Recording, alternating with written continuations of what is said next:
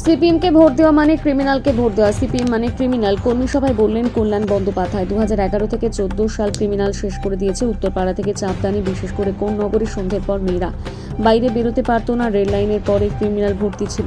ক্ষমতা তো জওহরলাল নেহেরুর ছিল, মনমোহন সিংয়ের ছিল। তারা অপব্যবহার করে মানুষকে তো লাইনে দাঁড় করায়নি, তারা তো গণতন্ত্র নষ্ট করেনি, ভারতবর্ষের কাঠামোকে তৈরি করে দিয়ে গেছে। পণ্ডিত জওহরলাল নেহেরুকে সংসদে রোজ গালাগাল করে। নেহেরু না থাকলে ভারতবর্ষটা এই জায়গায় থাকতো না।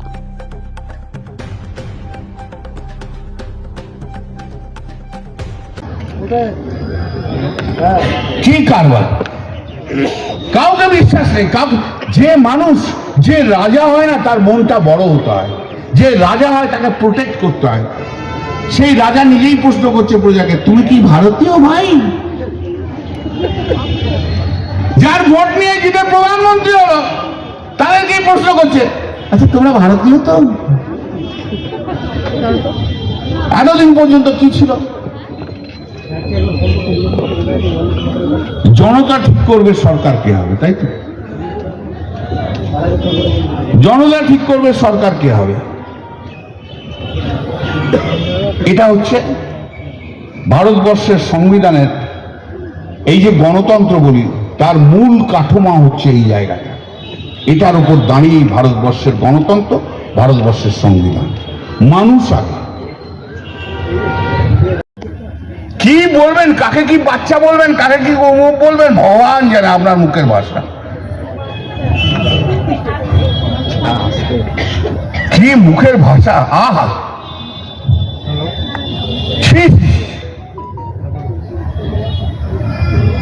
আপনার দোষ নেই,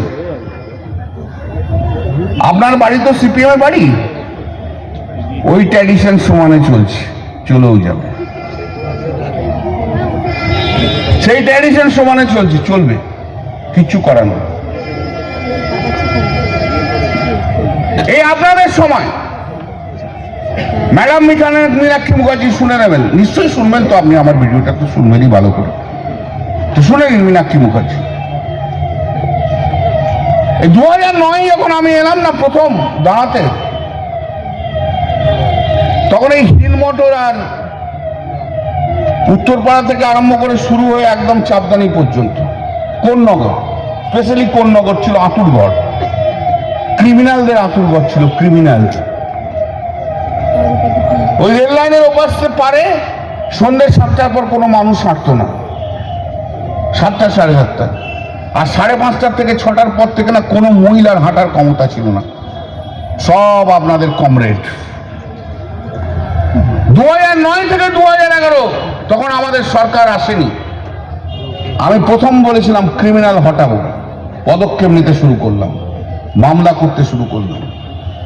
আর 2011 পর যখন আমাদের সরকার এলো, 2014 মধ্যে ক্রিমিনাল বিহীন করে ছেড়ে দিয়েছে।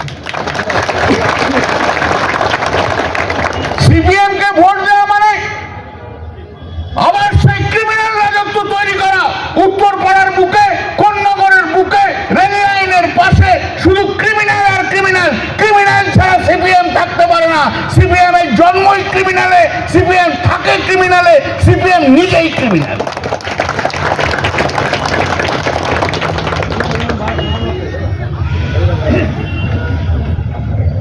এগুলো মেহনত করে আমরা করেছি। এই আমার যত তৃণমূল কংগ্রেস কর্মী আছে উত্তরপাড়া বিধানসভা, সবাই এসে বলে আমাকে, দাদা মাথার ওপর তো আপনি আছেন, আপনি শুধু বলে দিন, তারপর আমরা দেখে দিচ্ছি ক্রিমিনালদের কিভাবে সঙ্গে লড়াই করতে হয়। এখন নরেন্দ্র মোদী সরকার ঠিক করছে কারা ভোটার হবে। এই তো ছোট্ট জিনিস। ভারতবর্ষের সংবিধানে, ভারতবর্ষের গণতন্ত্রের মূল লক্ষ্যটা কোথায় জানেন? এত সাংবিধানিক,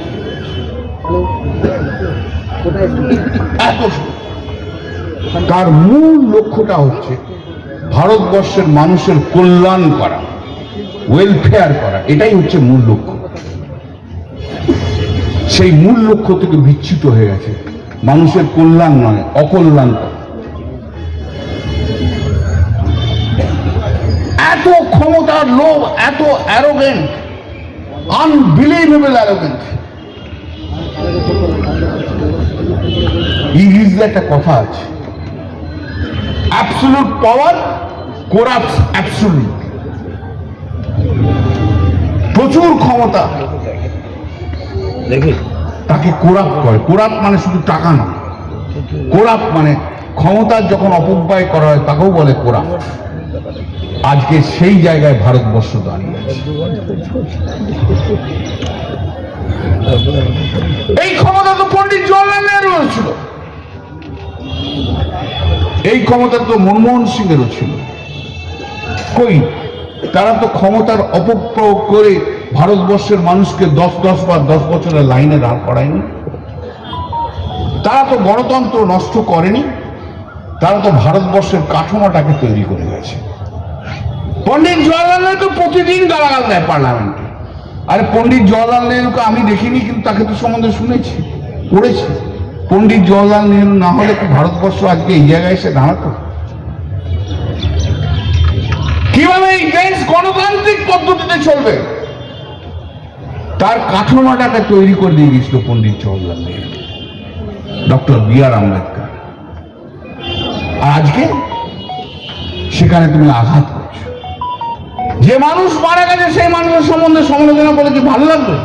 আর যদি আমি এখানে দাঁড়িয়ে 1 ঘন্টা ধরে বুদ্ধদেব ভট্টাচার্যের অপকীর্তির কথা বলে যাই, সেটা কি ভালো লাগবে? সিপিএম পার্টিটাকে আপনারা মনে করেন, একবারে দেখে নেন, সিপিএম পার্টিটাকে তুলে দেওয়ার জন্য যে ব্যক্তি, তার নাম ছিল বুদ্ধদেব ভট্টাচার্য। কিছু করেননি আমরা। আজকে মমতা ব্যানার্জির উপর রাগ করে কি হবে?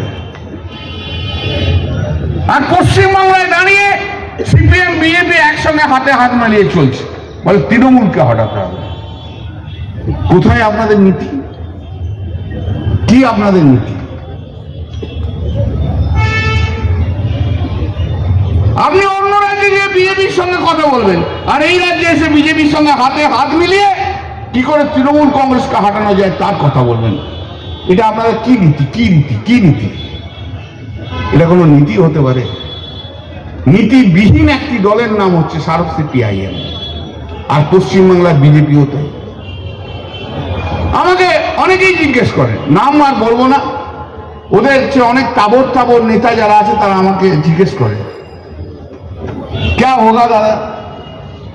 খুব সম্মান করে, ভালোবাসে আমাকে। আর कुछ नहीं होगा आप लोग। बोलो क्यों नहीं होगा? हमें 2 कारण है। आपको कोई संगठन बोल के कुछ नहीं है, दिल्ली से जाके उड़ के जाके उधर संगठन नहीं बनना सकता है। और दूसरी बड़ा बात है, आपको कोई लीडर नहीं है। लेकिन शुभेंदु, अरे शुभेंदु अधिकारी क्या करेगा? सिर्फ गाली देगा, और क्या करेगा? उसको सब खांसी का साड़ बोलता है।